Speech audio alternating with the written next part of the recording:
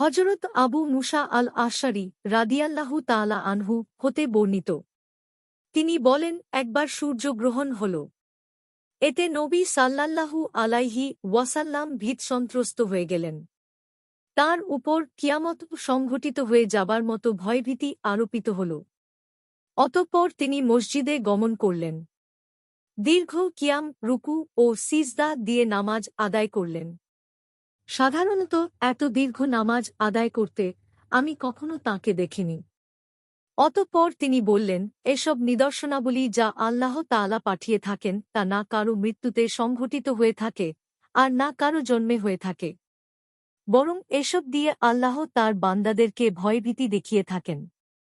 অতএব তোমরা যখন এ নিদর্শনাবলীর কোনো একটি অবলোকন করবে, আল্লাহকে ভয় করবে, তাঁর জিকির করবে, তাঁর নিকট দুআ ও ক্ষমা প্রার্থনা করবে।